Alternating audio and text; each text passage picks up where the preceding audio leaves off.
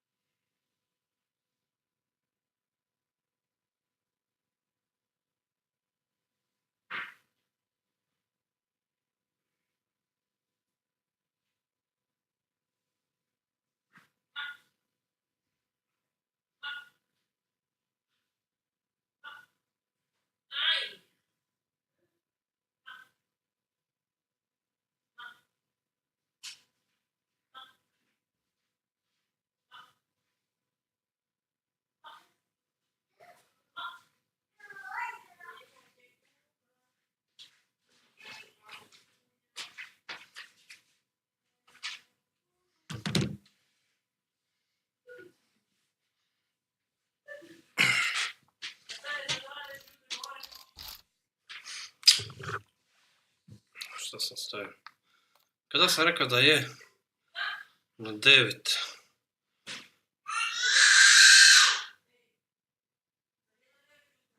Ja na 9. Eto sad, ako 8,15. 8,5.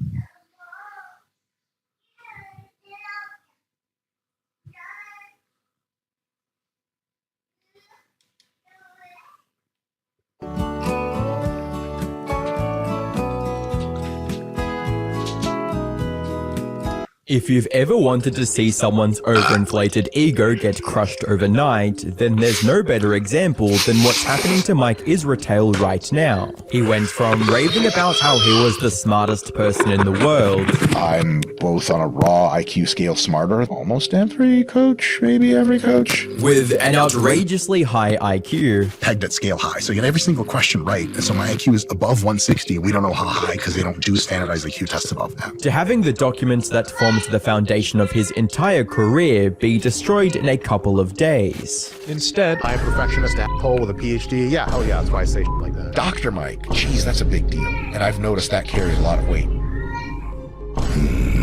Like all I feel is rage and frustration. Dealing lasting damage to the glowing reputation he spent his entire life building. And at this point, he has no one to blame but himself. He could have avoided this entire controversy by coming clean to his audience, but his ego and arrogance prevented him from admitting any fault. I guess technically I submitted the wrong draft to the graduate school, and so that's been, being rectified now. But yeah, my PhD was as Jared Feather likes to say, 100% fine, which is a euphemism for it happened and it was okay. And now he's on the verge of losing his status as one of the most respected fitness coaches in the world and turning into the laughingstock of the internet. Hi, I'm the Internet Anarchist. I create weekly YouTube documentaries, and today we're diving into the monumental, embarrassing downfall of Mike Israetel. How his life's greatest achievement was exposed to be a sham, the horrible defense he prepared to try to reclaim it, and how, even after coming clean, he's still continuing to lie to everyone.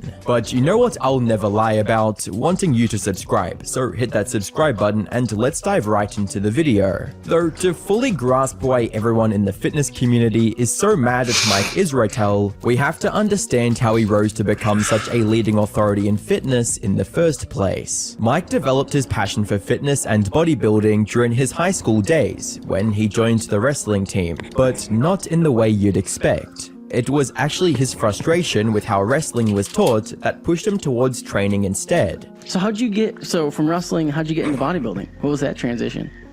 So my wrestling experience wasn't actually great because we went through a bunch of different coaches, and they didn't they kind of used exercise as punishment for us. Yeah. For some reason, it just didn't. I was an exercise addict in training, so I couldn't understand exercise as bad. I have a philosophical realization early in wrestling where I was like, okay, if training makes us better and we want to get better, wouldn't rewarding us with more training be more intelligent than punishing us with more training? Yep. This passion turned into an obsession by the time he went to college, with him studying kinesiology at Michigan University and getting a master's from the Appalachian State University in exercise science. These qualifications would have been enough for him to easily bag a job as a trainer or even a professor, but Mike had his sights set on a bigger milestone, a doctorate. So he decided to enter into the sport physiology PhD program at East Tennessee State University, and after 3 years of rigorous academic research, he earned his doctorate in 2013 with the dissertation titled The Interrelationships of Fitness Characteristics in Division I Athletes, which compared a total of 80 Division I athletes across 4 sports on various factors, including strength, power, vertical jump height, and sprint speed. Once completed, the doctorate opened plenty of doors for Mike, allowing him to become a professor at Temple University in Philadelphia and the University of Central Missouri, teaching courses in sports and exercise science. However, Mike wanted to share his expertise with a wider audience, and so, with the help of his old college buddy, Nick Shaw, Mike launched Renaissance Periodization, an online science-based fitness coaching company later renamed to RP Strength. In an effort to boost marketing for his business, Mike also created the RP YouTube channel back in 2012, a decision that ended up changing his life forever. The channel started with fairly generic workout videos, but as he gained more of an audience, he started sharing his expertise in exercise science in these videos as well.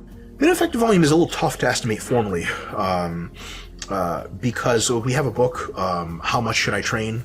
It's about the training landmarks on renaissanceperiodization.com. It gets very technical about how to find your MEV, and really finding a minimum effective volume means analyzing an entire several mesocycles of training where you intentionally train with as little volume as possible and seeing which volume finally results in no growth. So like if you grow 14 sets per week, great. If you take it down to 11 sets per week and you still grow, great. That's definitely 14 was not your minimum effective because you're growing from 11. And because this level of credibility was a rarity in fitness content at the time, it resulted in more and more people gravitating towards his content. Both beginners and even seasoned pros started seeing him as the foremost fitness authority on the internet. But above all, what really set Mike apart was his confidence in his own ability and teachings. So much so that he even critiqued some of the greatest physiques in the world, like Ronnie Coleman, the 8-time Mr. Olympia. But it pays to remember that Ronnie didn't grow basically any muscle like this. He grew it doing more conventional things like squats for sets of 8, sets of 10, hack squats, leg presses, often with a very large range of motion, and multiple sets of those kind of moderate reps. That's how you build muscle. That's how Ronnie did it. That's how Grandma did it. That's how Grandpa did it. That's how you're going to do it. This sets of 2 and sets of 4 and the squat and the deadlift that Ronnie's really well known for, you can file this under just for swag. Like, this is just living life and being the f***ing man. Confidence like that, coupled with his seemingly more intelligent fitness advice,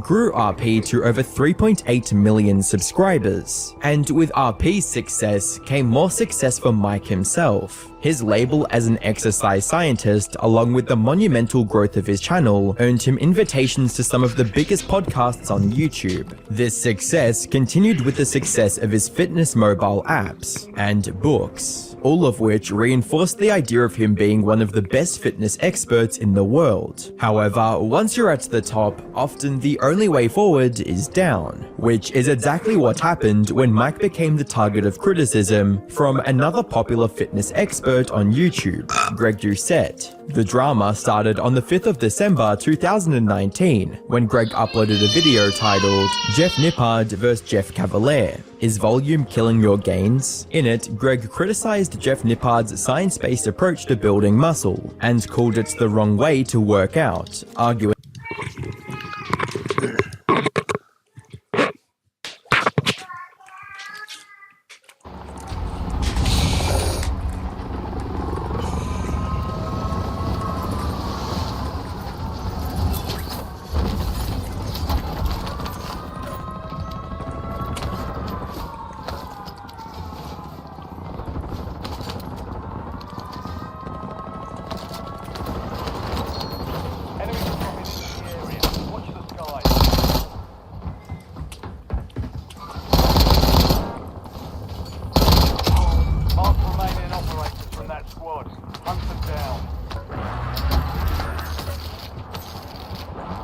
Changing max. Requesting recon above.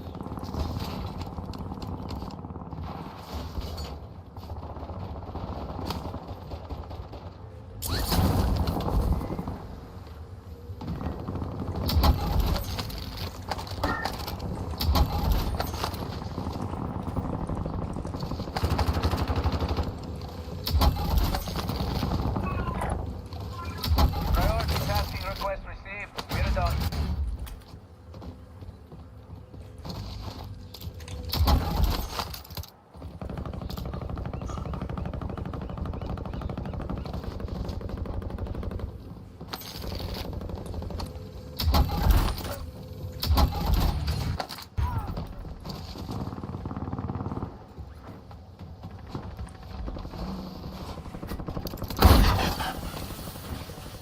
Friendly loadout drops on the way.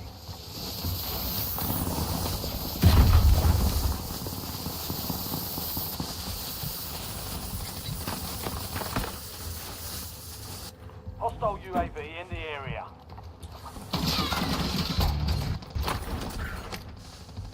Eyes on enemy. Setting waypoint.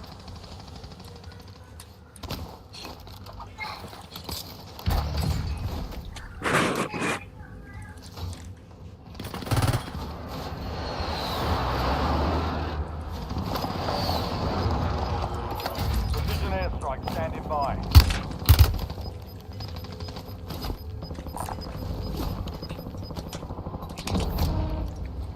Your squad made it to the safe zone. Hostile shoot. Gas is inbound.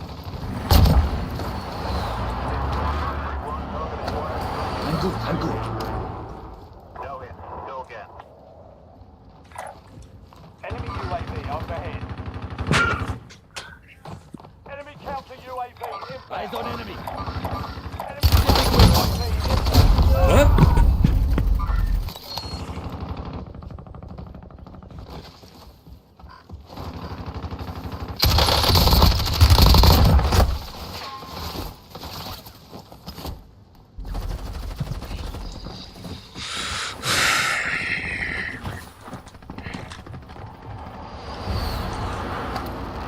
Back in Back on business. station. Go get off.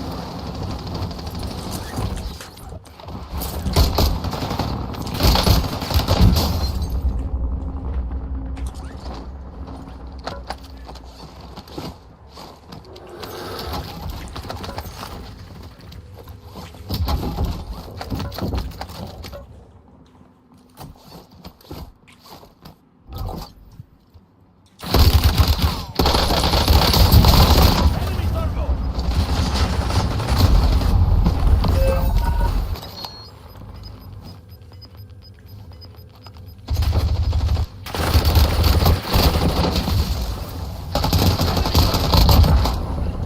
Heads up.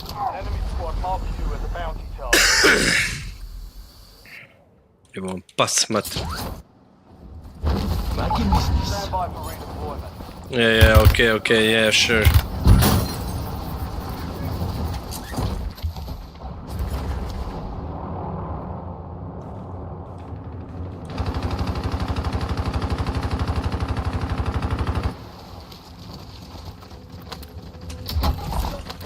Counter UAV available for tasking. Enemy UAV Inserting is online. armor. Counter UAV above. Unit gone.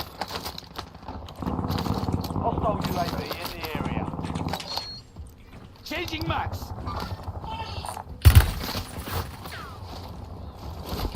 10 remain. Fucking cheaters. I'm hit. Да, может все Squad вместе. active in the field. Hostiles. Got some loot here.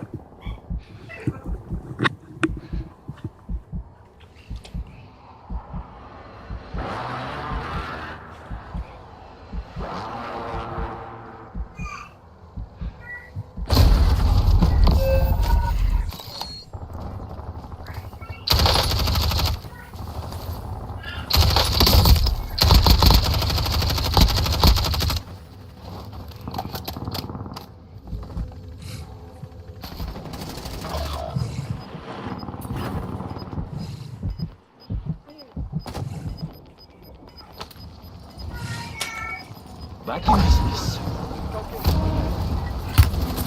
All squad mates, safe zone.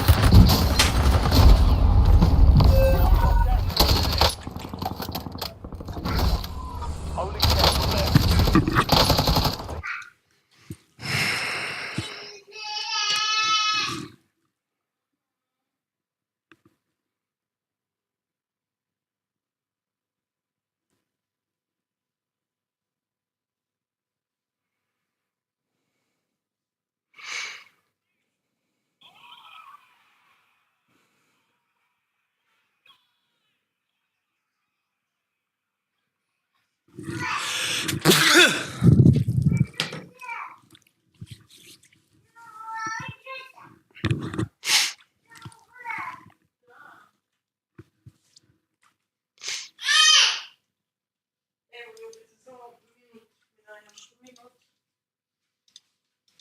That the average person is better off simply working as hard as they could. People are lazy, people don't train hard, and so to tell someone to hold back when they're already holding back is moronic and asinine.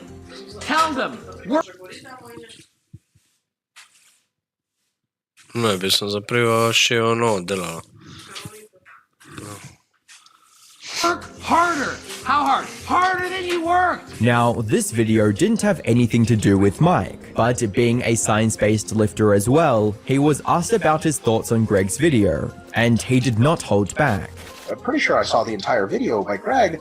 He never actually answers the question of how much. He just says, go harder, and he yells a lot, which is funny. But it's precious little to learn from that other than go hard. And he may have a very good critique that people just need to train harder because they're straight bitches out here. And they may very well be true. Some people it's true, some people it's not. But it's definitely true for a lot of people. But even once you know, okay, I'm fucking training hard, do you do 3 hard sets? Do you do 6? Do you do 9? Greg, however, wasn't convinced by Mike's take, and just 3 days after this interview, he posted another video, this time directly challenging Mike's views. 2 things. Thing number 1 is that coming close to failure, about 2 to 3 reps away, if you take the net balance of the evidence, doesn't seem to provide any more stimulus than going all the way to failure. So the argument of going all the way to failure sort of falls apart right there. 2 to 3 reps shy of failure is close to failure? Come on, no it's not. 2 to 3 reps shy of failure is a warm-up set for this boy. I don't train like a pussy. Greg argued that Mike's comments would be misunderstood by people to mean that they should take it even easier in the gym than they already do. And despite his explosive delivery, there were many that agreed with him, with comments like, "I'm heading back to the gym. I definitely didn't train harder this morning. Nobody inspires me like you do, Greg. Mad respect for you." And "You are such a legend. I agree with every single word. I love your approach to training." Noticing this, Mike decided to take Greg on in a face-to-face debate on the 18th of December 2019, hoping to prove him wrong. But unfortunately for Mike, this backfired big time. An important point to note here is that Greg didn't bring his loud persona to the debate with him. He patiently listened to everything Mike said and then offered a respectful rebuttal, which looked like it caught Mike off guard, who appeared disinterested and was even caught yawning throughout their back and forth. As for the debate itself, neither of them budged from their stances and ended up disagreeing at every turn, even on things as simple as the definition of training volume. The concept Greg is defining is called mathematical volume. It's when you do all the multiplication, sets times reps times weight times distance. And that's a very, very good concept, but I think slightly one that does a little bit more for us in training is talking about the number of hard sets that you're doing, because the number of hard sets, as you do, anything from 5 to 30 reps, roughly close to failure, it's a roughly effective as far as hypertrophy for all the rep ranges within there, because as the weight goes up, the per repetition stimulus for hypertrophy goes up, but also you have fewer repetitions. However, for most of the people watching, there was a clear winner: Greg, with many people getting put off by Mike's standoffish and disinterested attitude, as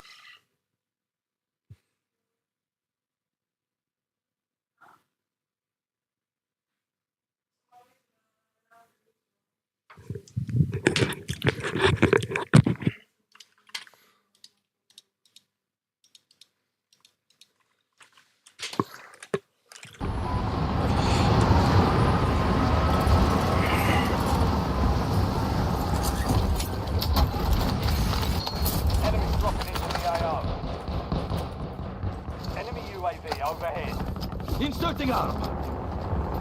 Enemy UAV is online.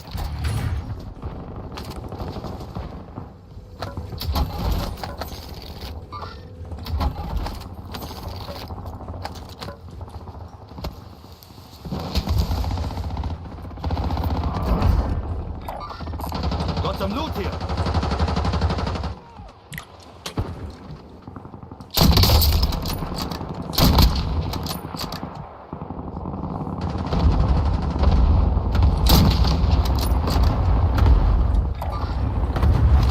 Changing max.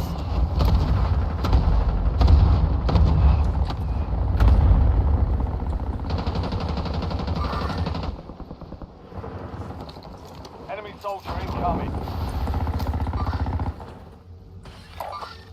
Thank you. Eyes on enemy.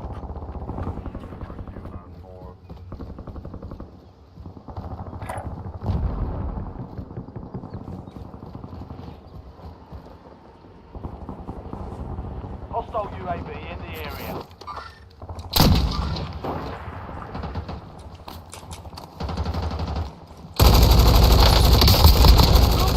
UAV overhead.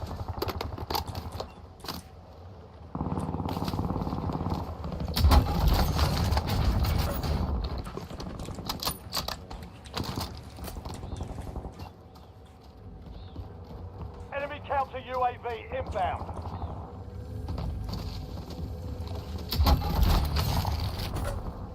That's our field update.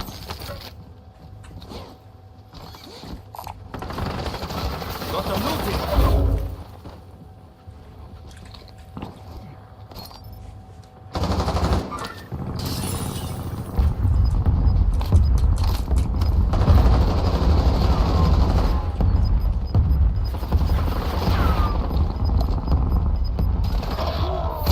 You're the last one standing, soldier.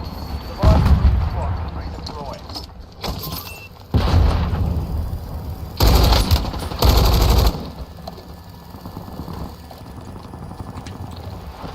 You have reinforcements inbound. Enemies dropping into the area. Changing max.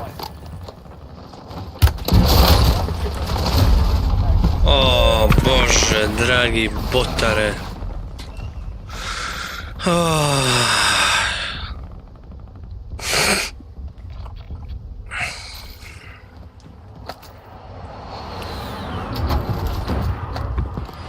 Your squad mate is redeployed. Back in Well business. done.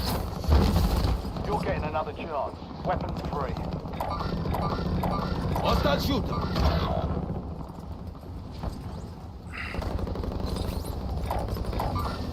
Eyes on enemy. Inserting arm. Your squad mate's back on station. Good work.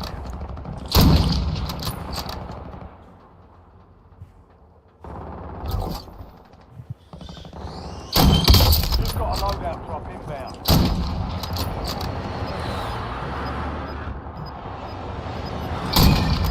Changing max. Enemy dropping into the AO.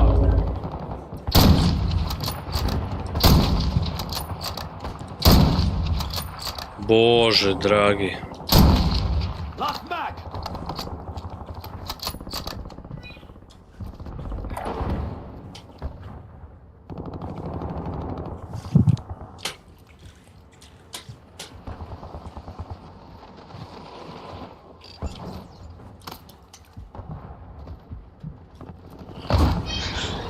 Only 10 left. Got 10 squads active in the field.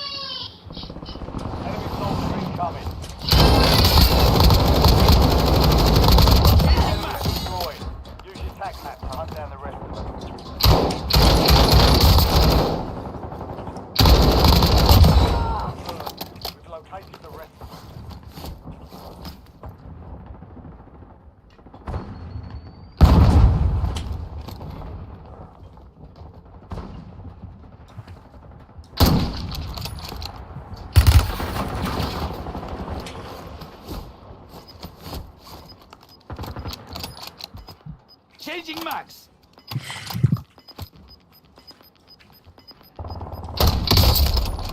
Squad's in the safe zone. You're losing ground. Moving. Enemies are dropping into the area. Watch the skies.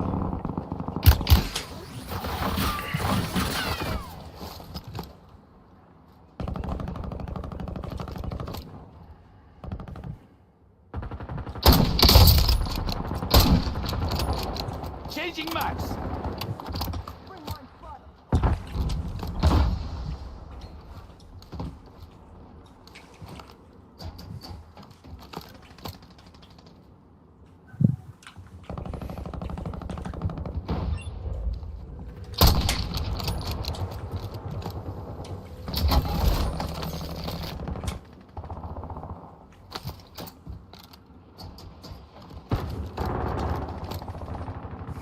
Changing max. Drop the armor.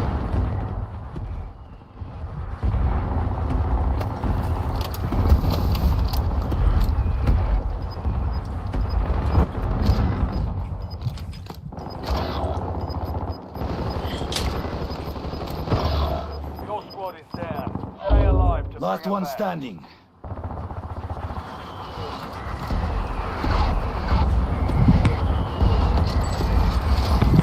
Biosand is active. Five station fighters are adjusting.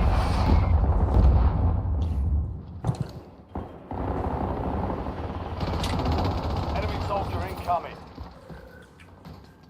You have reinforcements inbound.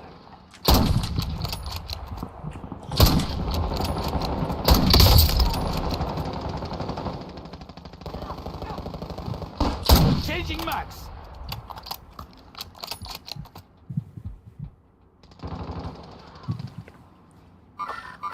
Resurgence is about to end. Make it count.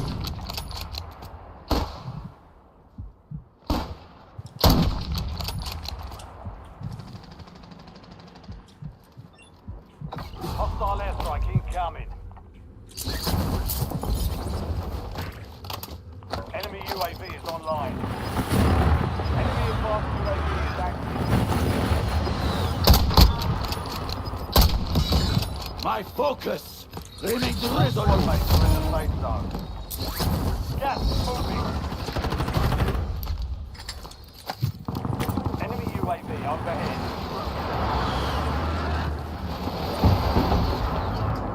Hostile UAV in the area.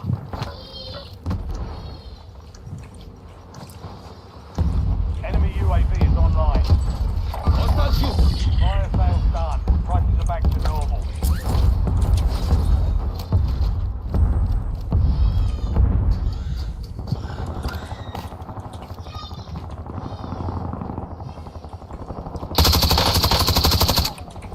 Eyes on enemy. Changing max. Enemy dropping into the AR.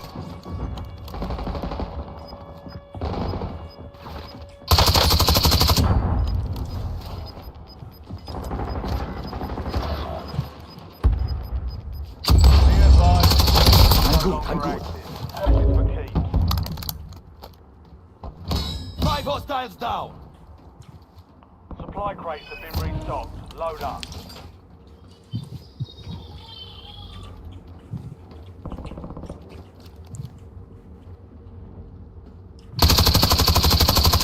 Last mag. Your squad mates back on station. Good work.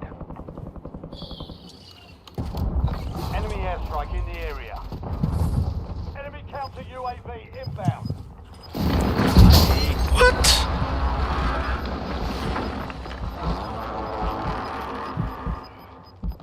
Get your squad to the safe zone. Leave no one behind.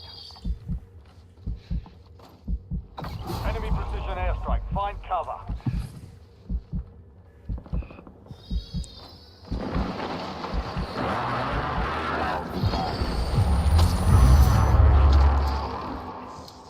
Now I shall have my revenge. I'm good, I'm good. Hostile UAV in the area. Enemy UAV is online.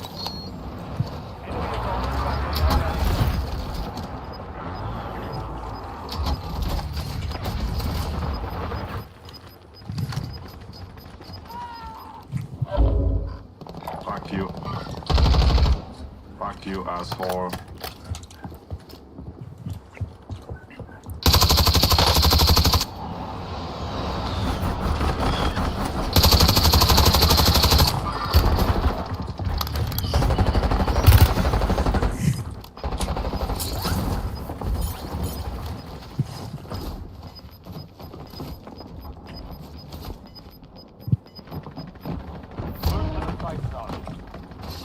Gas is closing in. Enemy spring mine! Enemy UAV overhead.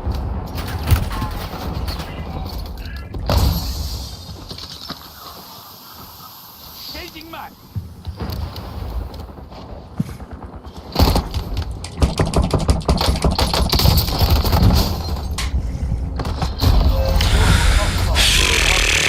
Oh.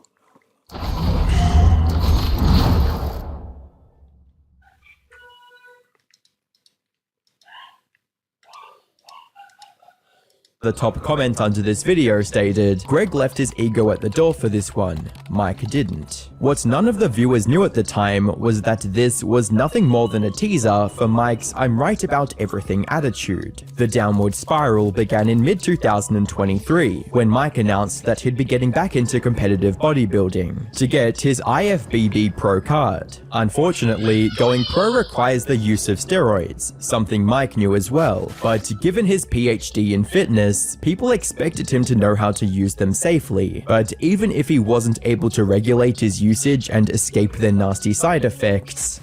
Anxiety, like you would not believe. Every day that I'm on high doses, I wake up in the morning afraid of the rest of my day. All I feel is rage and frustration and anger and anxiety. Externally, I'm like, hello, but internally, I'm like, say something, let's get this party started. I don't want to live like that. It's terrible. What's that called? Intrusive thoughts. I think about violence all the time. This is when Greg picked up Mike's story on his channel once again, and started uploading videos urging Mike to stop pursuing his dream of going pro at the risk of his health. I have severe anxiety disorder. What this is a sign of is some form of a chronic illness. This is not good. It's not healthy. And somebody with all of these health markers combined probably shouldn't be competing. Why is Mike risking his health, risking his life in order to get up on stage? Though this seemingly genuine concern was also topped off by Greg's signature rage bait roast sessions. Let's see how those methods actually work, you know, in the real world. Thank you, Greg. Is he, in fact, the master trainer that you believe? The master dieter? Or is he just the master baiter? Did he just work on a lobster ship like Coach Greg? And is, in fact, the master baiter? This continued to July 2024, when Mike announced that he was stepping away from competitive bodybuilding after doing poorly in a competition due to insufficient tanning, something Greg called him out on as well. After getting into objectively the best shape of my life, I placed out of the top 5 at my most recent show. In large part, sort of hilariously, because of insufficient tanning. It wasn't the tan. It wasn't the tan. I'm sorry, telling you what you need to hear, not what you want to hear. Yeah, I get it. A tan can help accentuate the definition. But if you're off, if you're soft, if you have 10 pounds to lose, 10 can't offset that. For Mike, who was already frustrated from not being able to achieve his goal, this was his last straw. He had finally had enough. So, in an interview with Mike Telander in October 2024 titled Why Mike Israetel Hates Greg Doucette, he decided to clap back in the most explosive way possible. Back in the day on Omar Isuf's channel with Greg Doucette, who is a two-faced lying sociopath sucker. He then went on to explain how Greg tricked him and made him look bad during their first debate. He talked mad shit in his videos with his fake voice about how stupid I was and how wrong I was about volume or whatever the it was about. And I was like, oh, this guy wants a shot at the title. So when we got face-to-face in a debate, I mirrored that energy. And he turned off his parrot voice and went straight into nice guy agreeable mode. And almost all the comments were like, oh my god, this Mike guy's a asshole, and this Greg guy just came to the conversation to try to learn. No, he didn't. He's trying to learn shit. Now, many of Mike's fans praised him for putting Greg in his place. However, what none of them expected was how Mike would continue doubling down on this newfound attitude. After that point, Mike seemed to adopt a no one is better than me attitude. He constantly claimed that he was smarter than every other coach. I'm both on a raw IQ scale smarter than almost every coach, maybe every coach. And I know more about physiology, body responses, etc. than they do in most cases. Had an IQ of above 160. I've taken the Ravens Advanced Progressive Matrices test, and I pegged at scale high. So you had every single question right, and so my IQ is above 160. We don't know how high because they don't do standardized IQ tests above that. Which again made him better than almost everyone else. And also in every category of human behavior, I'm tougher than you. I can train closer to failure than you. I can do it for longer. I have more willpower than you. I'm just better than you, Lyle. And claimed that no one could challenge his methods since no one knew more about fitness than him. If you think you know, you are presuming you know more than me about the thing I'm one of the top experts in the world in, and also the thing I'm literally involved in myself. So whatever ideas you have about how I can improve, just right off. This egotistical and brash attitude rubbed many of his supporters the wrong way, with them stating things like, ego is why he hasn't come in shredded at a show. Wow. And Mike has accomplished a lot with YouTube and RP. I do think he is knowledgeable about training, but it cracks me up by how much Mike thinks of himself when it comes to bodybuilding. He knows his body better than anyone else, yet he has been out of shape at every show. Him doubling down on his credentials also made some take a closer look at Dr. Mike's PhD thesis, just to see if he was actually as credible and intelligent as he claimed to be, and what they found was shocking to say the least. The first to properly review and present his findings about Mike's thesis was a YouTuber named Solomon Nelson, who posted a video on the 29th of September 2025 titled Mike Israetel's PhD, the biggest academic sham in fitness. And as you might be able to judge from the title, he didn't have any good things to say about it, with him going as far as to call his entire thesis shallow, sloppy, and confused. So naturally, when I got my hands on Mike Israetel's PhD thesis, I expected a masterwork, an intellectual tour de force.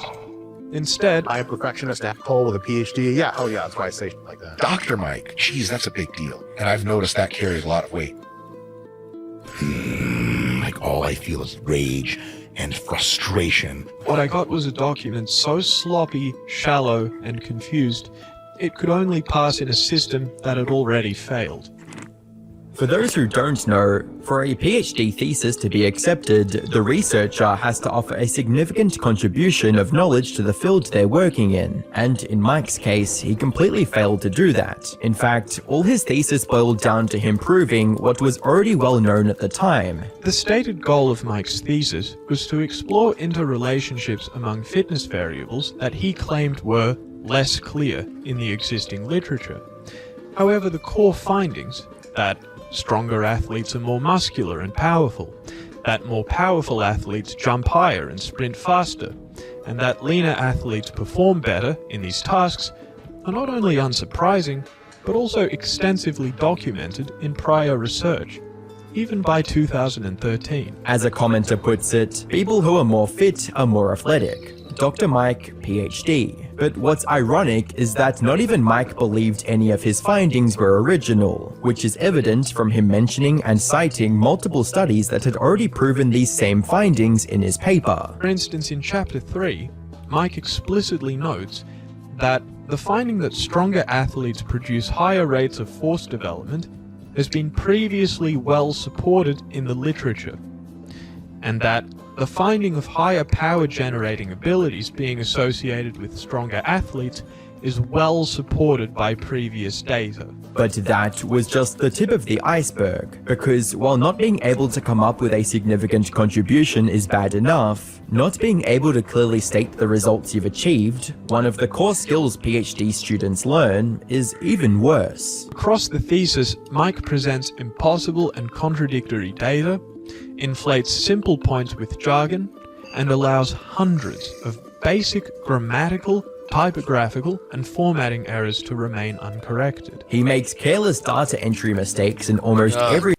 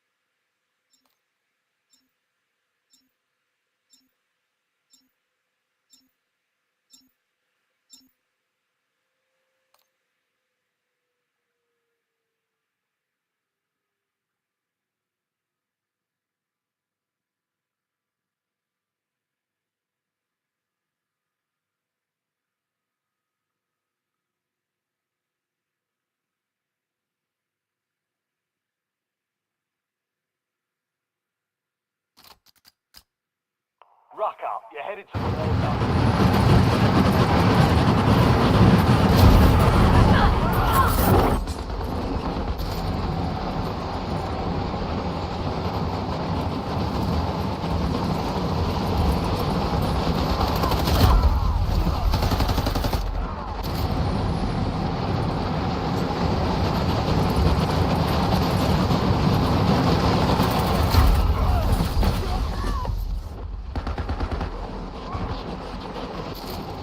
Enemies are dropping into the area. Watch the skies.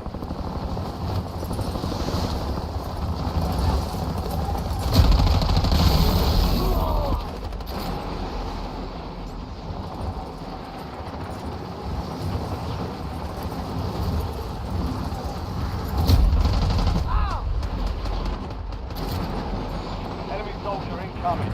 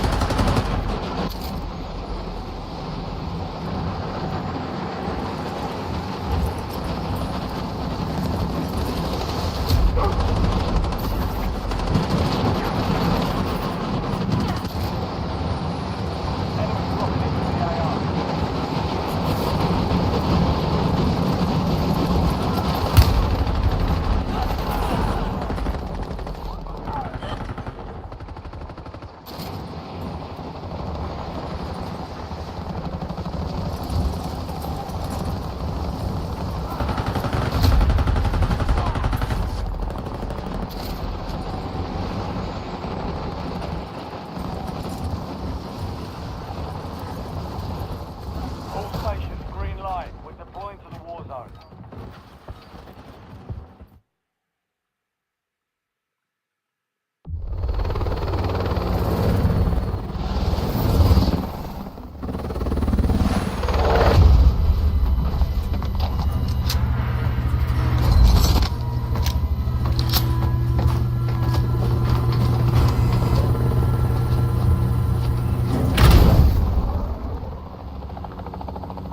Resurgence. Stay alive to keep your squad in the fight.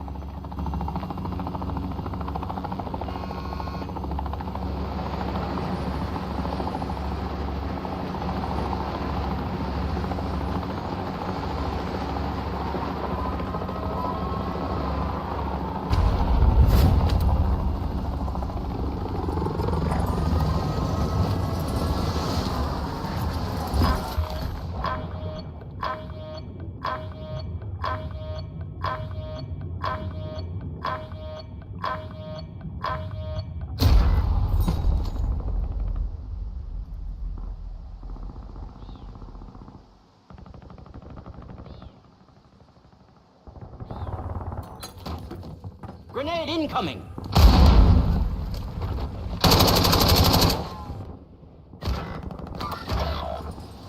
Back in Get ready. business. You're redeploying.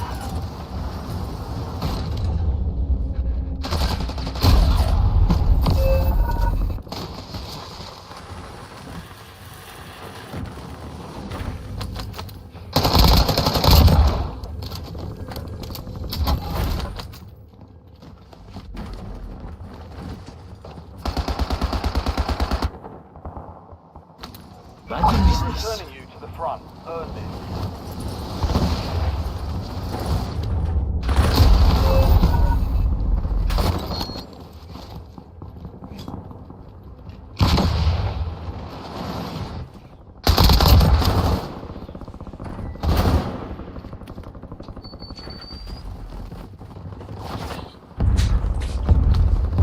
Back in business.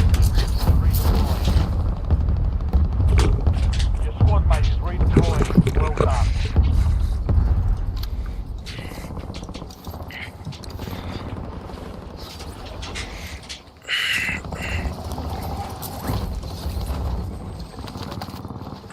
Inserting armor.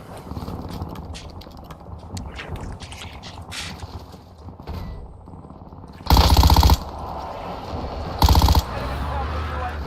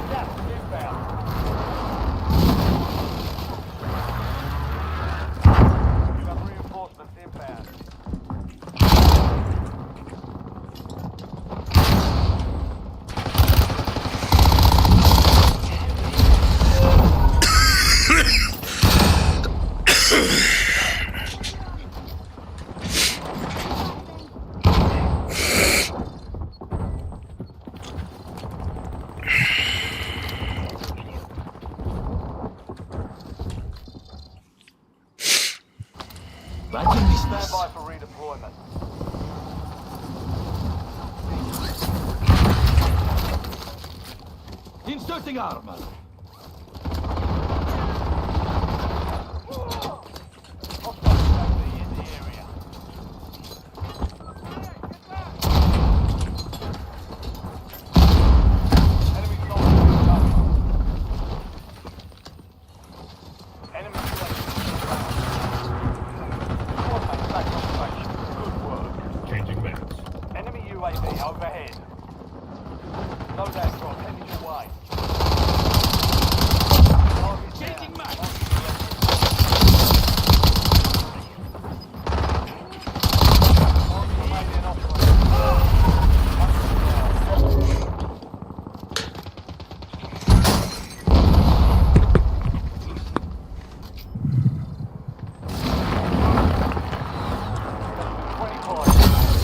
Jedi govna, napuši se kurca.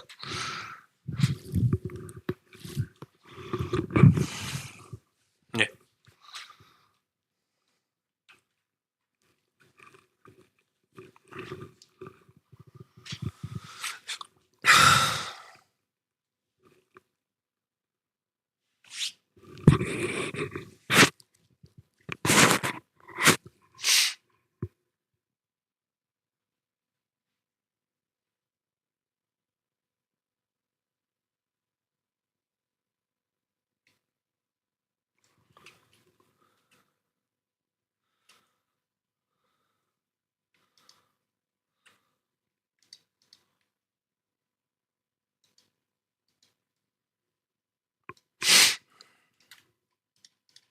Single table in his study, which turned what should be fairly normal values into something that makes little sense. Report that for the 20 lowest performers, the mean body masses were 73.9 kilos and 75.3 kilos respectively, with standard deviations of 71.8 kilos, virtually equal to the means themselves. This is a statistical absurdity. Standard deviation measures the spread of the data around the mean. A standard deviation this large, relative to the mean, is nonsensical in a biological context. For this to be true, given a normal distribution, it would mean that roughly 1/3 of the lowest performing athletes in Table 4.6 had a body mass either greater than 145.7 kilos or less than 2.1 kilos. The weight of a newborn. This prompted Solomon to dive deeper, and what he found made Mike look like even more of an incompetent fraud. These are numbers so fundamentally wrong that they could only result from incompetent data entry, which is exactly what's happened here. Mike appears to have simply copied the mean figures of the highest performers and pasted them as the standard deviations of the lowest performers. To have made this mistake just once would be damning enough. But Mike makes this exact same error in 3 separate tables. These mistakes invalidate the entire tables and any conclusions drawn from them. His habit of lazily copy-pasting content didn't end there either, as he continued doing so throughout chapters 3, 4, and 5, often without even checking for typos. The methods section in chapters 4 and 5 are near verbatim clones of those in chapter 3, reproducing the exact same typos, the exact same formatting mistakes, and the exact same structural oversights, of which there are many, which is strong evidence that large portions of the thesis were duplicated wholesale without even a cursory proofread. In some places, he even copy-pasted the same section twice, and somehow both his supervisor and examiner missed it. Mike doesn't just copy-paste across chapters, he even does it within them. On page 74, the exact same passage appears twice in a row, verbatim. Then there's the nonsensical jargon that only makes him look worse. Mike's tendency to overcomplicate sometimes backfires. Consider page 14, where Mike defines fitness characteristics as theoretical constructs that obviate the input of any sport-specific technique or psychological variables. Not only is this phrasing clumsy, obviate the input is nonsensical in this context. To obviate means to make unnecessary, or to avoid, or prevent, but Mike misuses it here to mean something like exclude consideration of. There were literally dozens upon dozens of errors Solomon pointed out in his video, including basic spelling errors and typos. Basic spelling errors are everywhere. Mike misspells the word vertical as vetical or vetrical, individual as invididual, properties as propertites, biomechanics as biomechanins, neural as neural, training as traininiger, science as sense, as already noted, and exercise as exercise or exercise. Forgetting that the spacebar exists. Perhaps the most common mechanical failure in the thesis is Mike's inability or refusal to press the spacebar. Missing spaces between words and after punctuation are so frequent, it's as if the spacebar was rationed. They're everywhere, and by the time you encounter the 100th instance, you're no longer wondering how they slipped through. You're wondering if Mike's keyboard was partially submerged in cement. Reverse.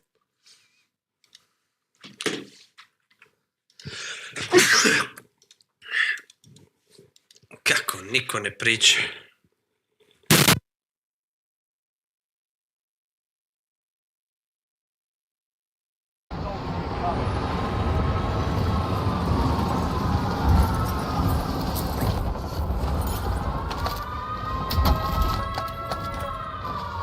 Inserting arm.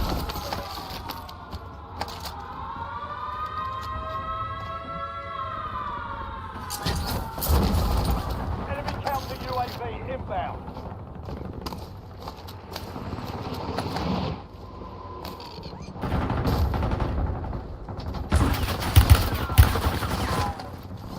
Inserting arm. Hostile shooter.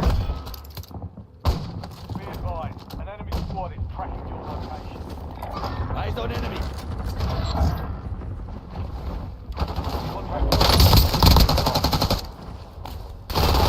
Changing max.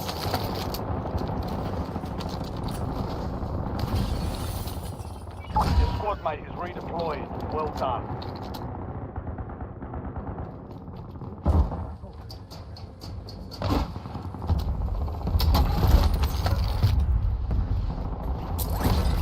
Enemies are dropping into the area. Watch the side.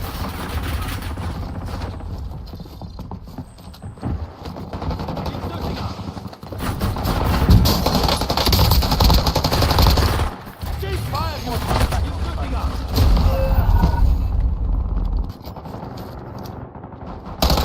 Careful, they're loading fresh mag.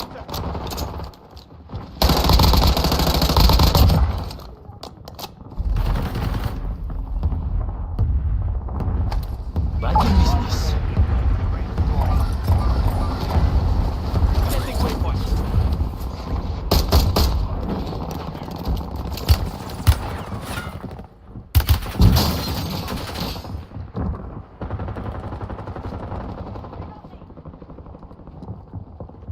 Your squad mate is redeployed. Well done.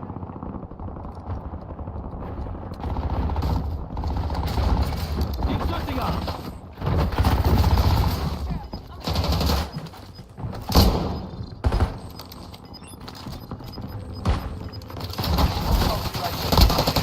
Changing max. Your squad's in the safe zone. Gas is Inserting closing in. arm.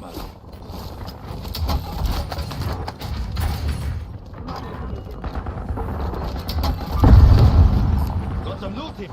Inserting armor. Down to you, soldier. Stay sharp.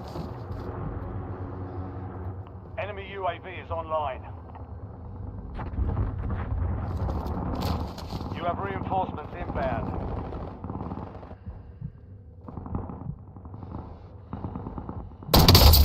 Your squad mate is redeployed. Well done.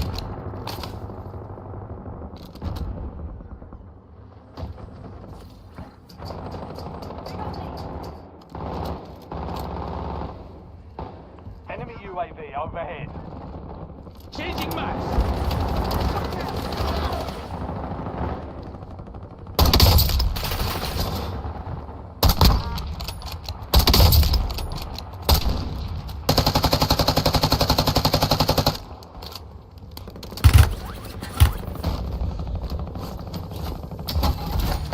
have reinforcements inbound. Friendly loadout drops on the way.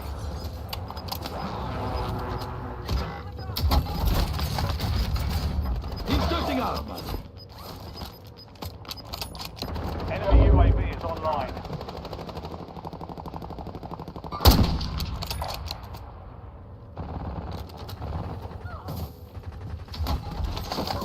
Your squad mate's back on station. Good work.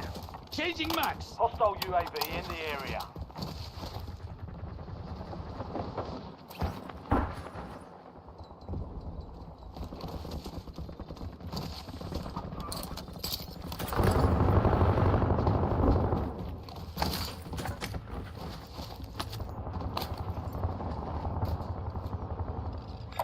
Eyes on enemy.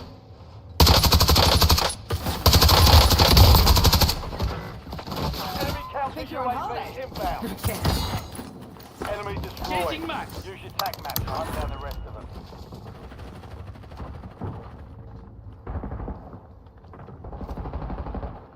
Enemy UAV overhead.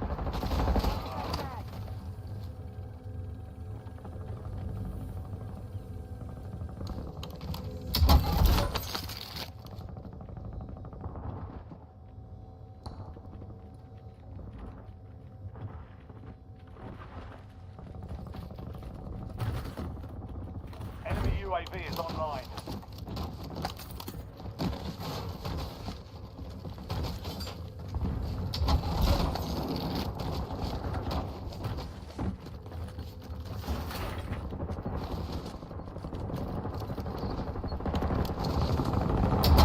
Hostile UAV in the area. That's our field upgrade.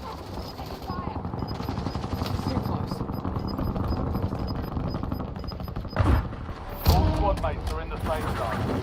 Hostile shooter. Switching back. Gas is moving. Eyes on enemy. Setting waypoint.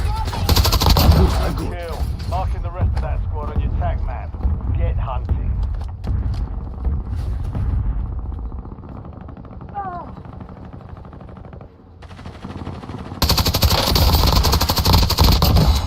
Changing max. Locating the rest of them.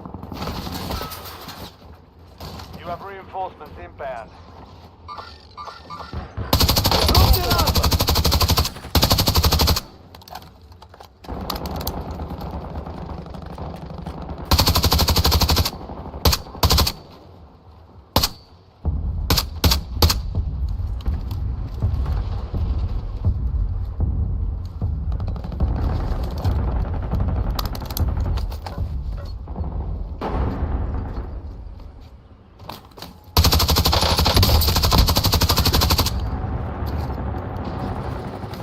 Changing max. Hostile setting waypoint. Enemies dropping into the AR.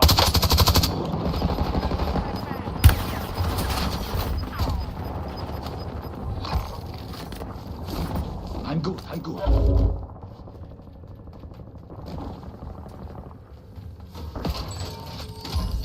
Fire sale active. Buy station prices have been reduced.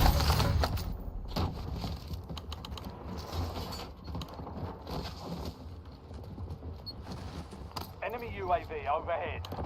I'm hit.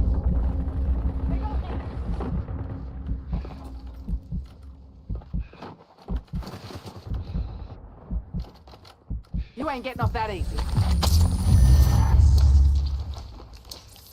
Now I shall have my revenge.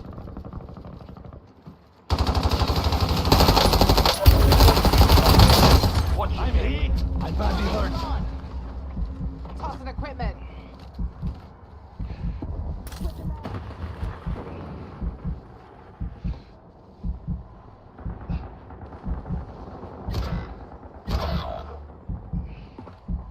Hostile UAV in the area.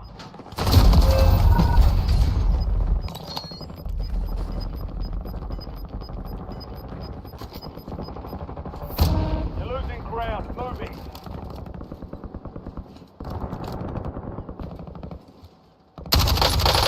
Come on, buy me back. I'm under fire. Reloading. Back Get ready. You're redeploying.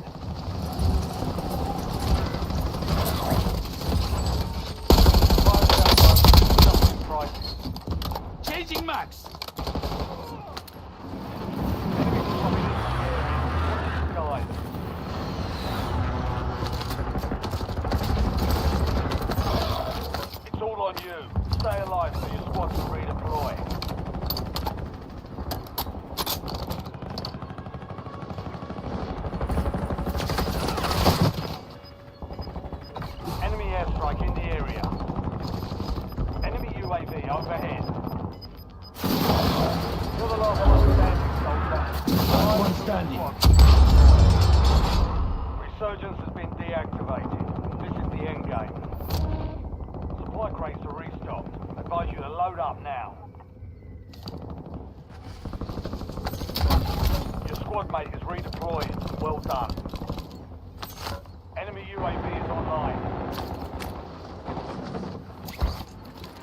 Enemy soldier incoming. Squad mate back on station. Good work.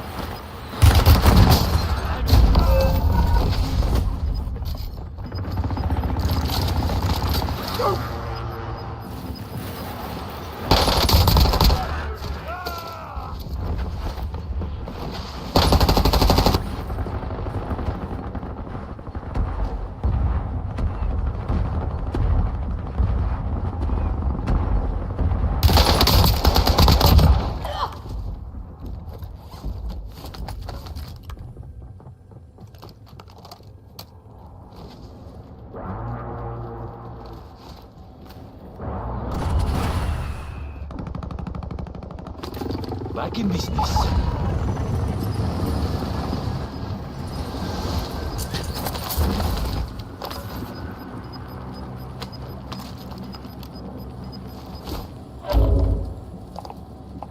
LDBR awaiting targeting data.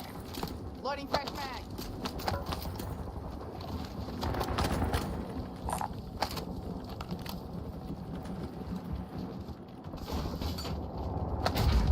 Enemy counter UAV inbound. You're in the top 10. Keep knocking them down. Setting waypoint.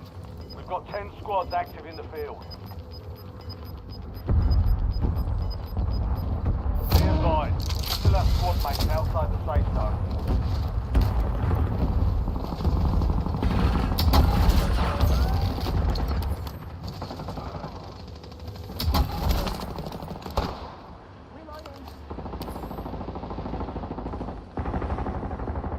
Time to 45 seconds. Out. Changing max.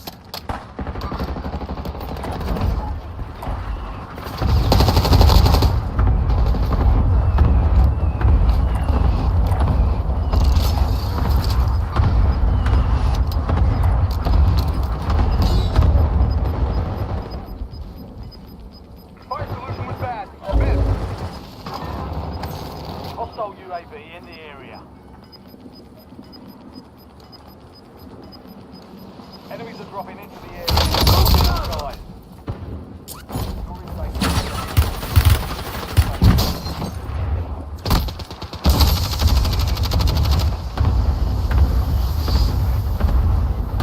Deploying smoke. Changing max.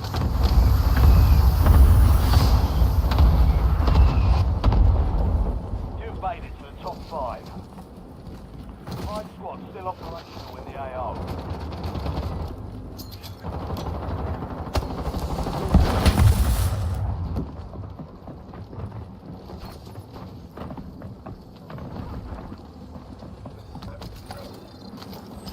I'm good. I'm good.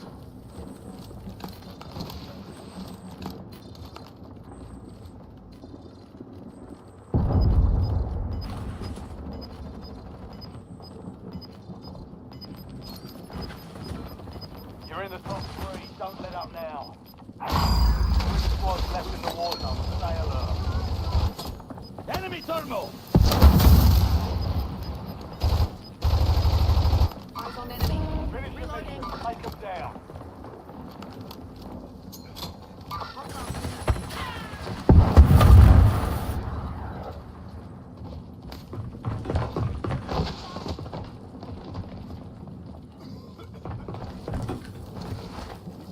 Eyes on enemy. Setting waypoint.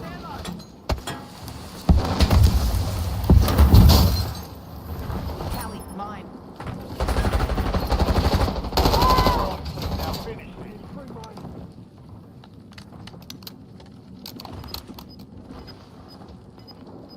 mine spotted.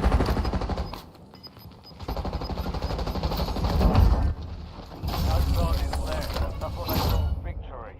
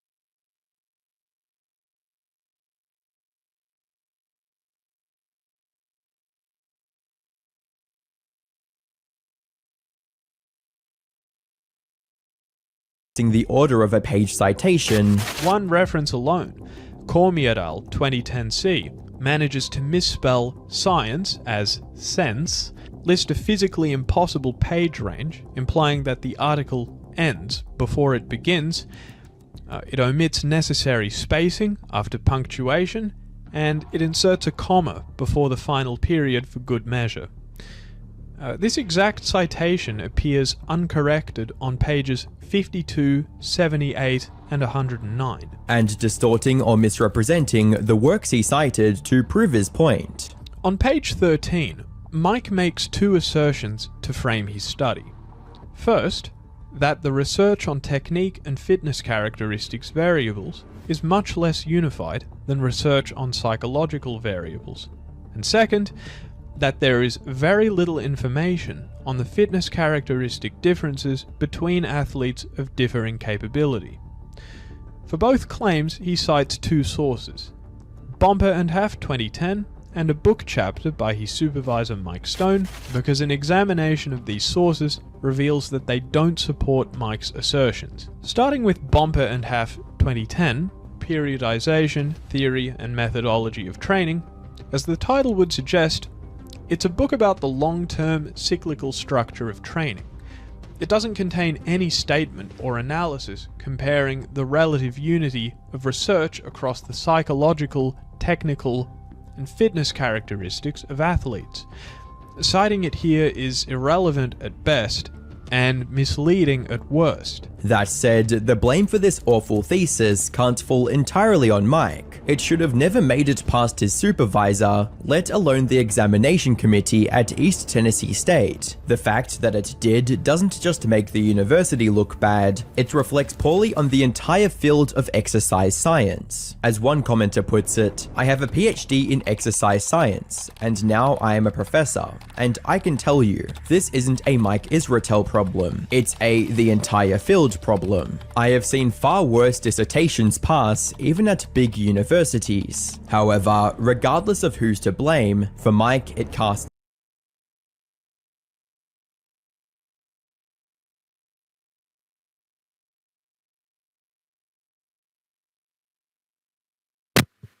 Hello. Hello.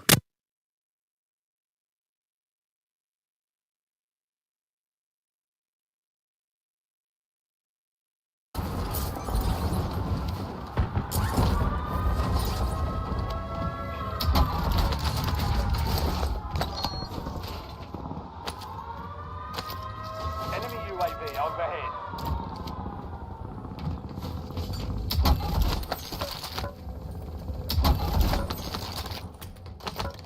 Inserting armor.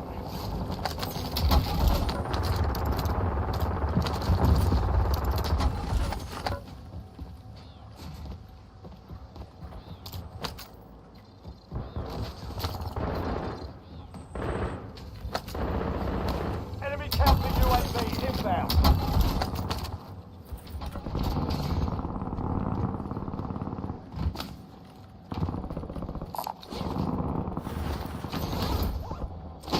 Got some loot here.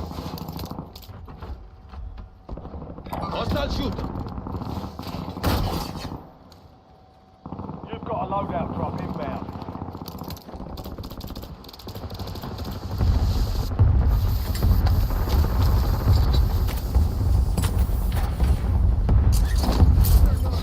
Setting waypoint.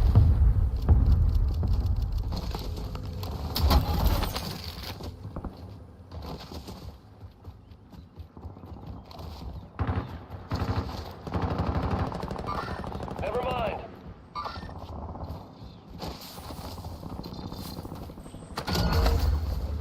Enemy counter UAV inbound. Bounty targets are up. Get after them.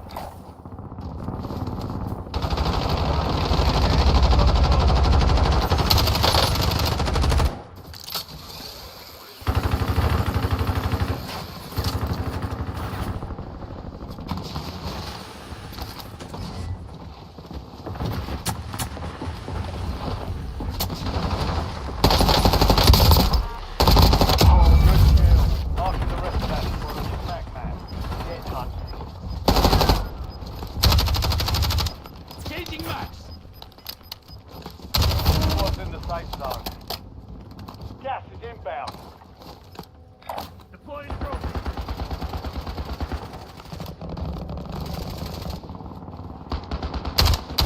soldier incoming.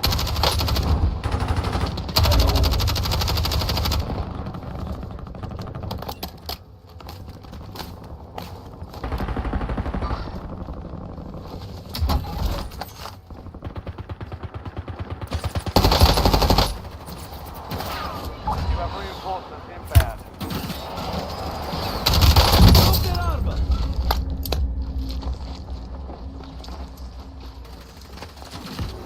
Go again. Enemy counter UAV inbound. Enemy counter UAV inbound. You will not die here, Tavares. Changing max.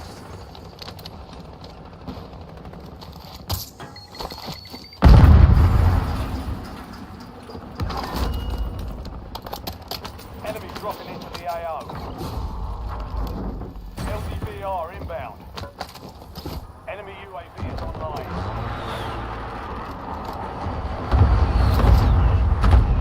Loadout drop headed your way.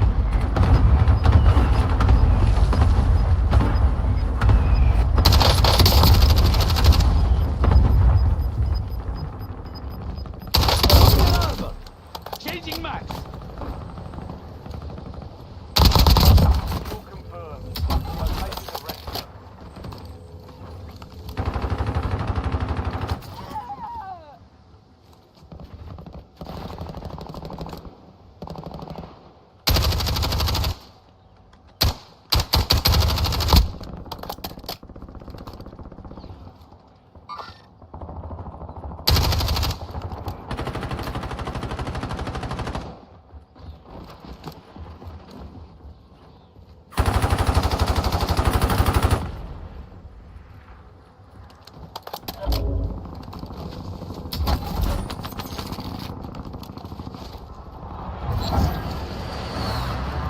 Target's gone dark. We lost the contract.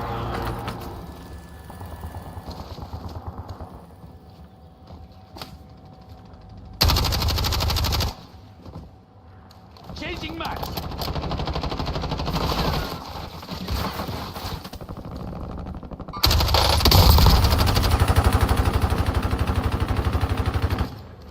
Target down. My focus Marking the rest of them. remains resolute.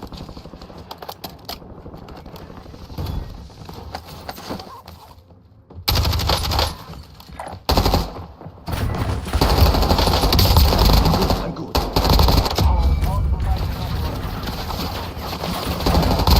Changing max. Enemy destroyed. Use your tac map to hunt down the rest of them.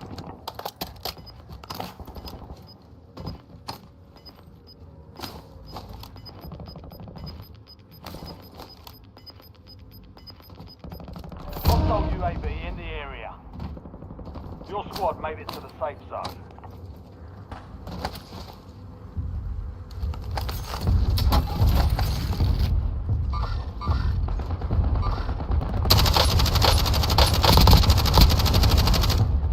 Changing max.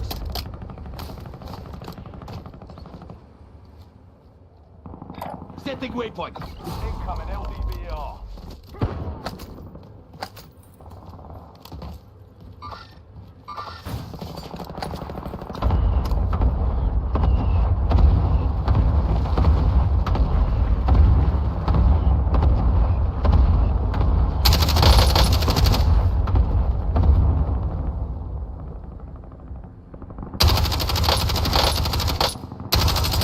Changing max.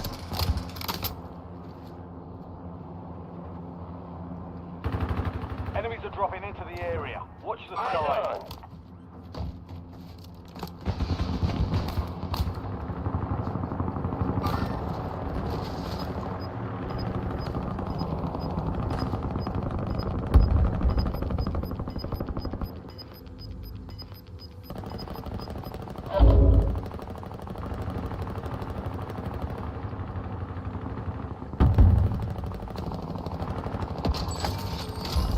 Biosale is active.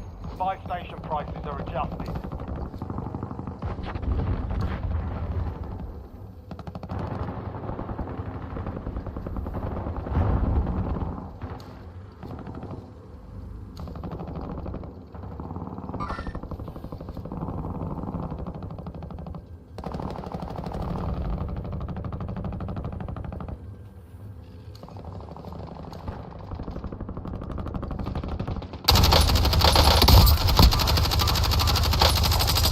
Changing Enemy max. UAV overhead. Get ready. Resurgence window is about to close. Enemy UAV is online. Enemy deployed an advanced UAV.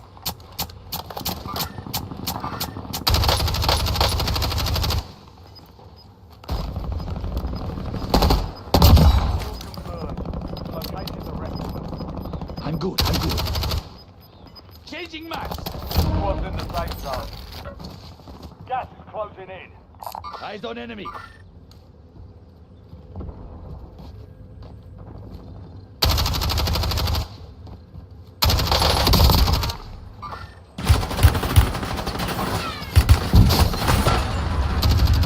Hostile UAV in the area. Semtex, front! Mark remaining operators from that squad. Hunt them down. Hostile shooter.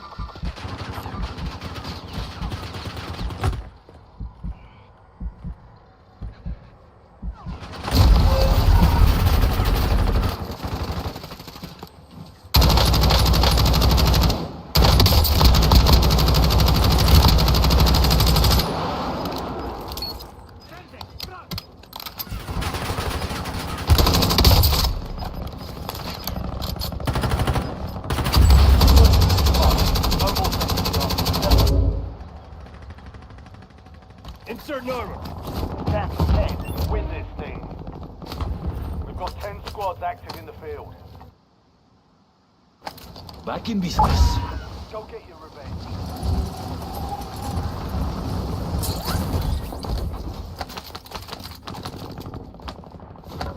Changing max.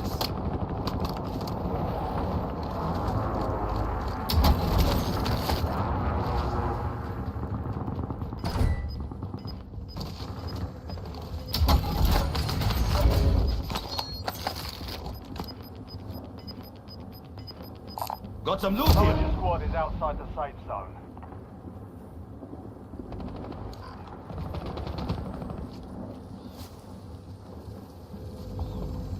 Enemy UAV overhead. Enemy UAV is online.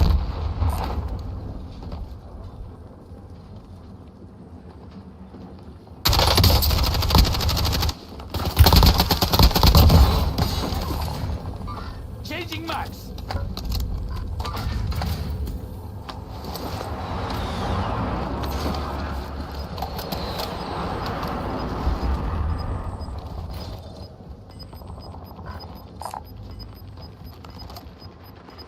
Enemy soldier incoming.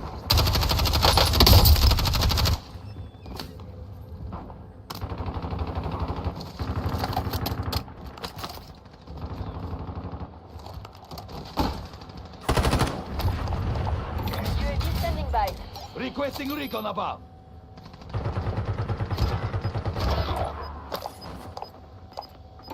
Precision airstrike available. Head to the safe zone. Gas is moving. I can help you out. Restov authorizing score streak. Vehicle destroyed. Changing max.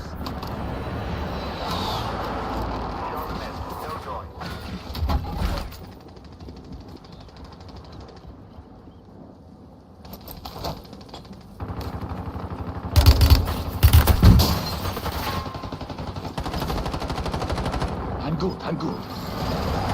I can help you out. Only 4 remain. Finish the job. 5 squads still operational in the AO. Hostile airstrike incoming. I'm hit. Only 5 remain. Calling in score streak. Valiant effort. Get it up and return to base.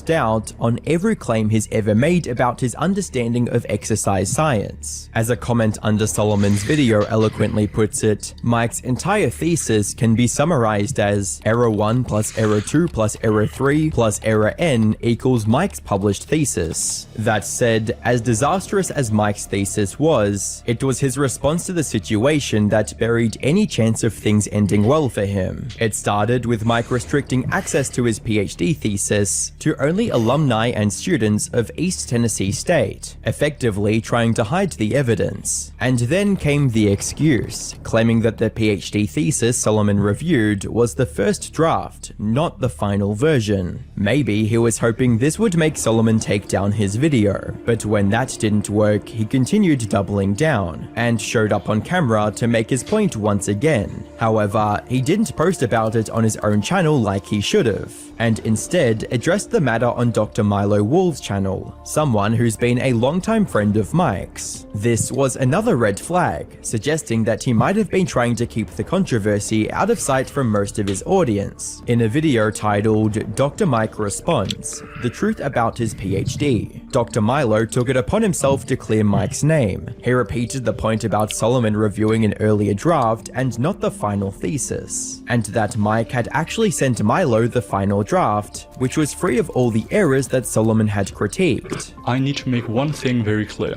The version of Mike's dissertation I've reviewed is a much later draft. This is the document Mike himself saved, defended, and sent to me, and it corrects many of the typos and inconsistencies that Solomon highlighted in his video, through no one's fault in particular, and that appears to be the version Solomon accessed. But one thing is certain, the document Solomon reacted to was not the latest version that was actually examined and passed. And that's the smoking gun. If there's one thing universities never get wrong, it's the name of their own department. In other words, Solomon wasn't even reviewing the defended, archived dissertation. The video also included an interview with Mike where he took some responsibility for uploading the wrong draft to the university's database. We now know Solomon was looking at an accidentally uploaded incorrect rough draft. So I'll say this, I don't blame him for going hard on it, because he has every reasonable idea to think this was the final draft. It wasn't. We have the final draft now in the link here. And so most of his critiques are just non-starters because the final just doesn't have most of those problems. Milo then ended the video by hinting at Solomon not being the best judge of Mike's thesis, since he's been quite biased against Mike in many of his other videos. And when you look at the broader context, the pattern becomes clear. To date, Solomon has made more than 10 videos about Mike.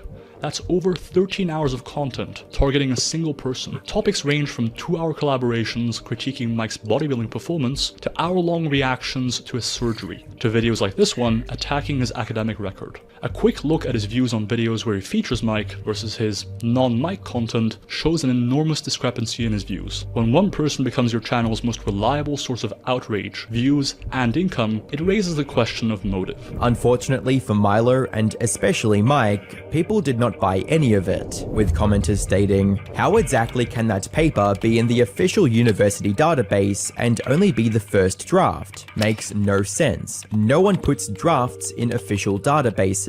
The moment you said that, I knew it was just lies meant to cover your friend and nothing more. Trust me bro, an earlier draft was published in multiple official locations bro. Here is a Google Drive link to the final version with the metadata stripped bro. I totally wrote this version in 2013 bro. I would never feed my original into a large context AI window and frantically edit it to try and fool you bro." And as many people looked into it, it didn't take long for them to find proof debunking their entire defense.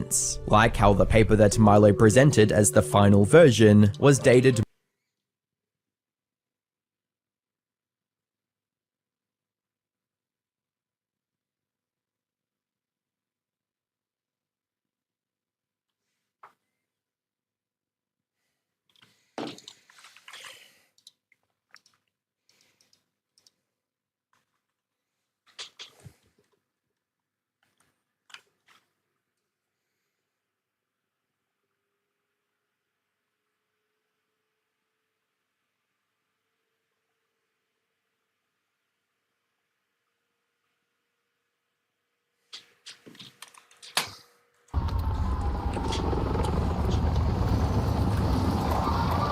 Eyes on enemy.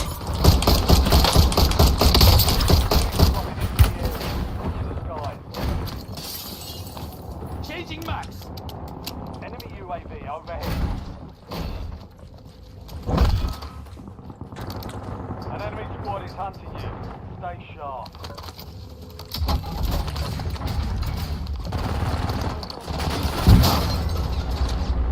I'm badly hurt.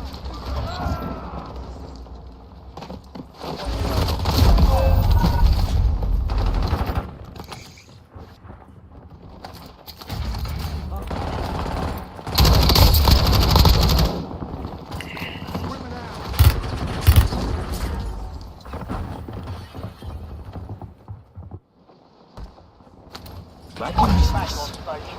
Go get off.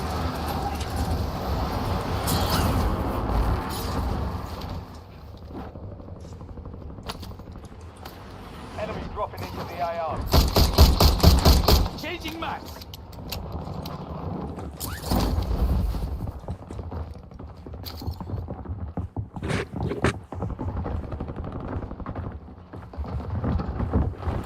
Enemy counter UAV. Hostile shooter.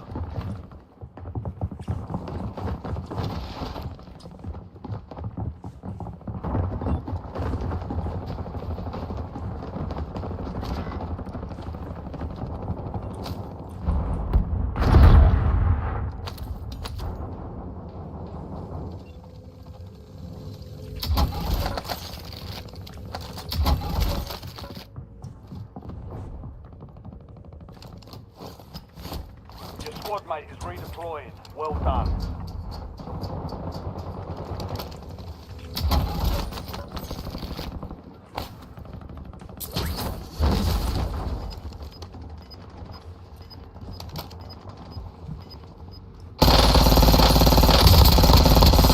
Changing max. Enemy Molotov incoming. You're losing ground. Moving.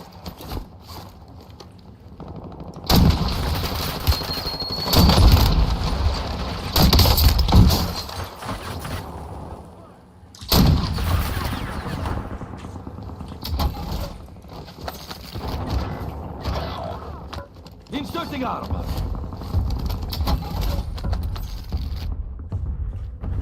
Inserting armor.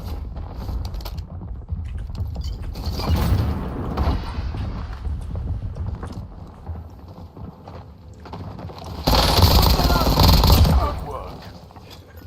Good kill. Marking the rest of that squad on your tag map. Get hunting.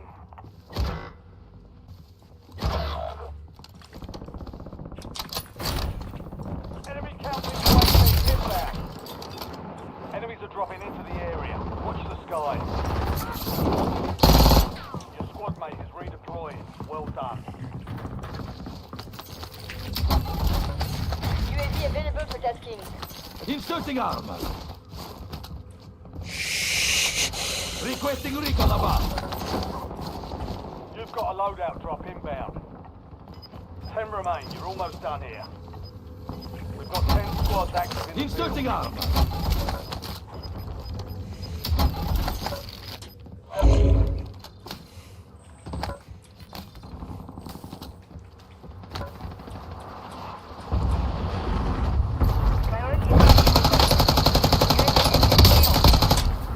You're being tracked by an enemy squad. Changing Stay max. survive.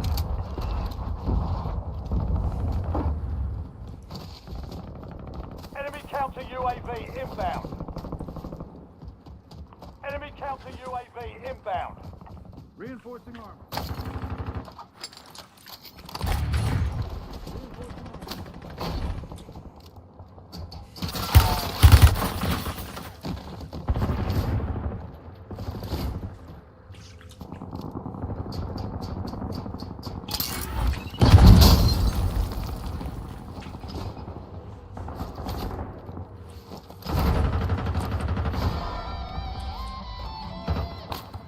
Eyes on enemy.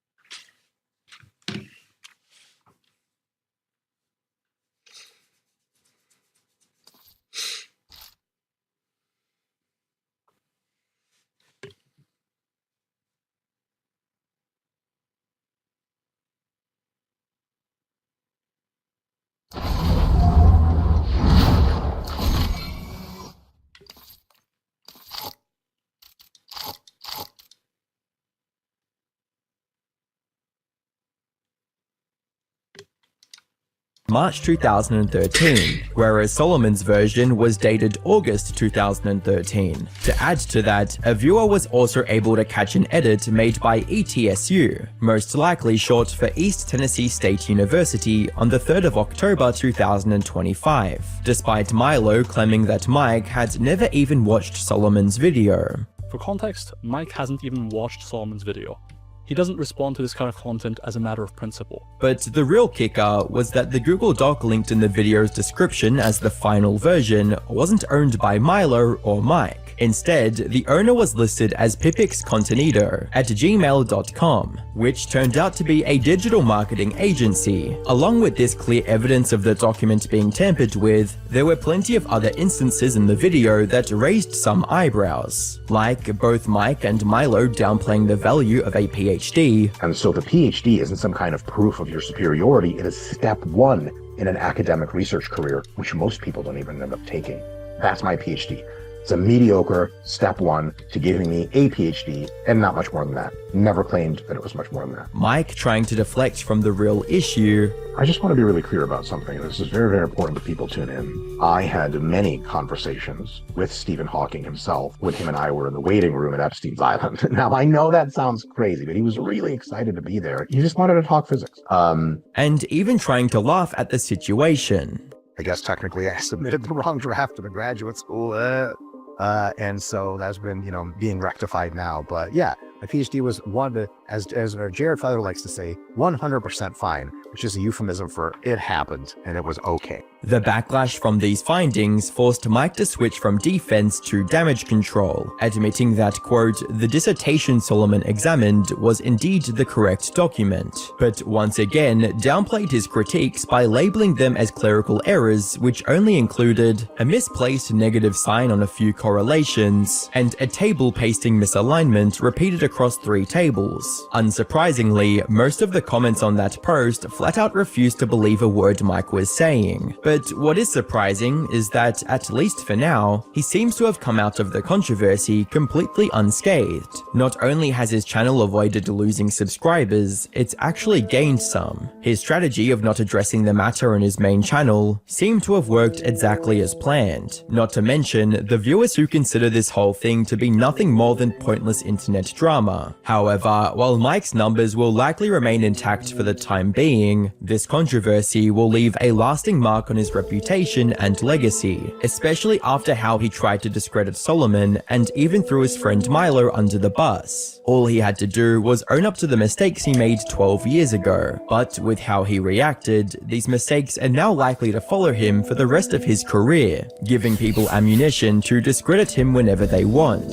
That said, this is still a developing situation and there could be updates in the future, so stay tuned if you want to know if Mike manages to fall any lower than he already has. In the meantime, check out our coverage of another fitness influencer who had a spectacular fall from grace.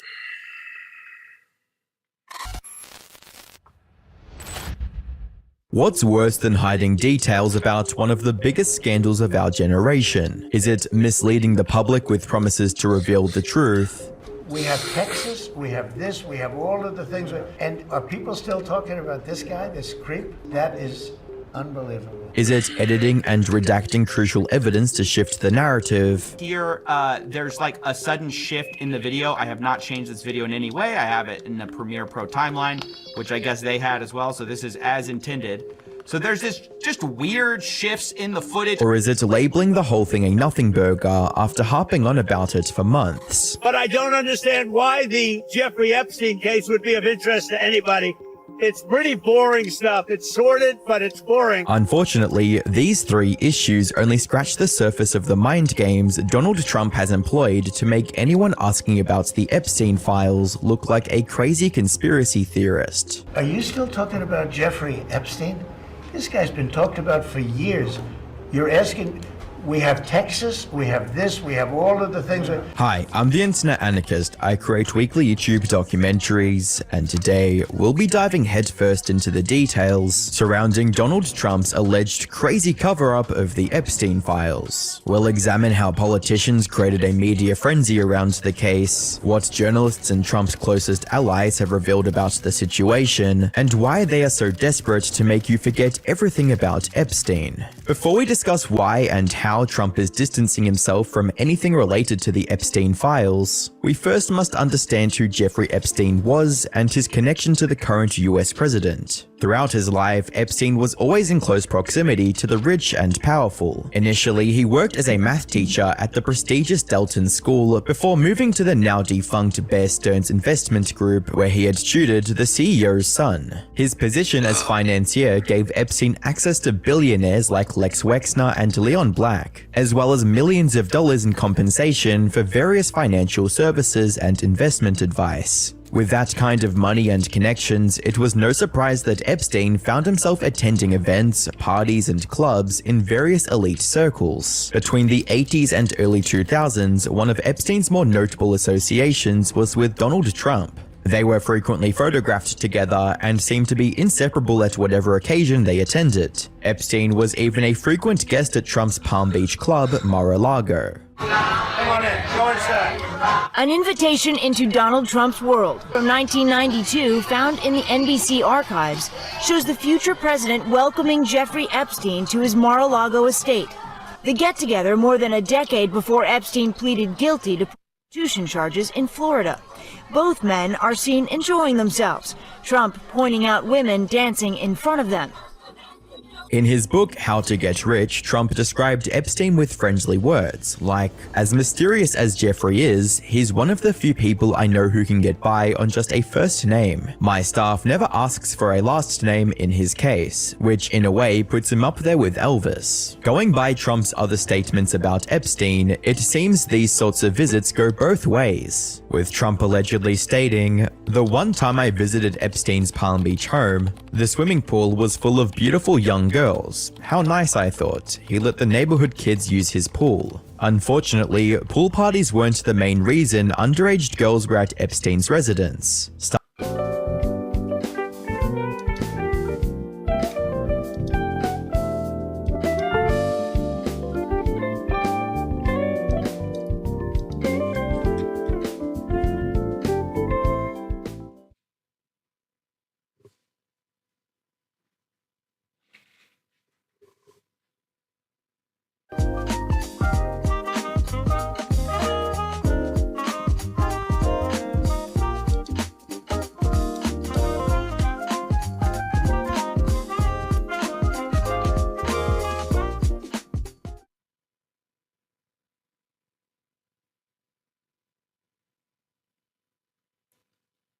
Starting in 2005, numerous girls stepped forwards with accusations of disgustingly inappropriate acts inflicted upon them by Epstein at his Palm Beach home. According to the victim's testimony, Epstein would lure them to his home with the promise of making a few $100s in exchange for a harmless massage. However, once they were alone, Epstein would escalate things into a far more disturbing encounter that left the girls traumatized. He starts off with giving him a massage. The more you do with him, the more you make. Basically, if you take off your clothes, you're gonna make more. If you let him do things to you, you're gonna make more. Like do things, you mean touch you? Yeah, touch you in inappropriate places. I didn't need, I wouldn't like let him touch me or anything like that. So after that, he's like, you know what? He's like, listen, I'll pay you $200 for every girl that you bring to me. Investigators went on to identify over 30 other victims and wasted no time in arresting Epstein. While such heinous activities would warrant several years in federal prison, Epstein somehow managed to walk away with only a little over a year in jail. One could imagine that such a scandalous case surrounding such a well